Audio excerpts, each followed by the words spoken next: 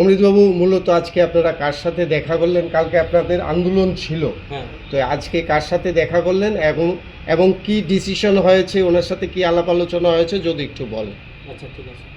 আমরা আজকে এই TGDRC আমরা এই প্রাক্তন আত্মসমর্পণকারী Pre-98 রিটার্নিস তরফ থেকে এই আগামী 20 তারিখ এই ফেব্রুয়ারি 2026 এই তারিখে আমরা যে আত্মসমর্পণকারী প্রাক্তন বকেয়া অর্থ প্রদান সহকারে 3 দফা দাবি আদায়ের আমরা আন্দোলন ডাক দেওয়ার ফলে আন্দোলন মধ্যে এই আসাম আগরতলা ন্যাশনাল হাইওয়ে এবং রেল সহ অবরোধ সে ডাক দেওয়ার পরে আজকে 19 তারিখ ফেব্রুয়ারি 2026 আজকে আমরা ত্রিপুরা সরকার তরফ থেকে ট্রাইবেল ওয়েলফেয়ার মিনিস্টার স্যার আজকে উনি নিজস্ব বাসভবন উনি সরকারি বাসভবনের আমরা ডাকার পরে আজকে আমরা যে উনি সাথে আলোচনা করার হলো উনি আলোচনার পরে আজকে আমরা যে আশ্বাস আমরা সেই 3 দফা দাবি আদায়ে উনি আমরা আশ্বাস দেওয়া হলো।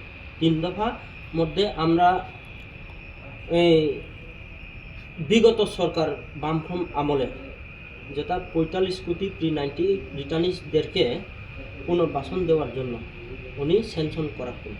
সে টাকা এই 22 কোটি টাকা খরচ হলো। 2007 সালে যে উনি টাকাটা স্যাংশন করা হলো, স্যাংশন করার পরে 2008 থেকে পরিচালনা করছিলাম স্যাংশন যে টাকাগুলা ইমপ্লিমেন্ট করা হলো 2008 হইতে 2018 অবধি ইমপ্লিমেন্টিং চালু করা হলো। তখন থেকে আমরা RTI ডিপার্টমেন্ট থেকে কাগজ পত্র অনুসারে আমরা রিপোর্ট পেয়েছি 22 কোটি টাকা খরচ হয়ে গেছিলাম।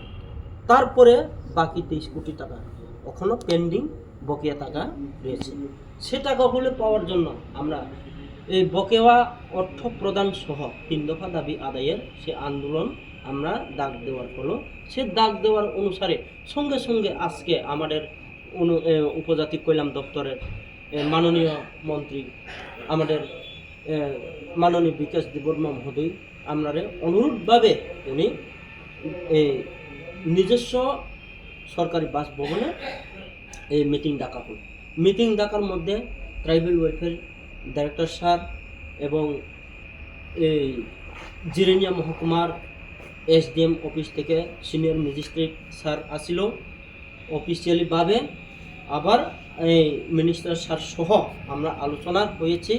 আলোচনার মধ্যে মোটামুটি আজকে আমরা আশ্বাস পেয়েছি সেই টাকা পূরণ করার জন্য আমাদের যে 3 দফা দাবি রাবার প্ল্যান্টেশন বকেয়া টাকা সহ এবং আমাদের কেস উইথড্র সহ এবং সেই 23 কোটি টাকা সহ আমরা পাওয়ার জন্য উনি আপনাদের মাইনুস সহ এখন এই আশ্বাস দেওয়া হলো।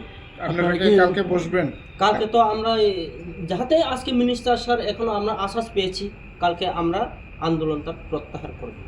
আচ্ছা, আন্দোলন আর হবে না, আন্দোলন প্রত্যাহার কইরা দেওয়ার আমরা প্রস্তুত। ঠিক আছে। আপনি এই জায়গাটা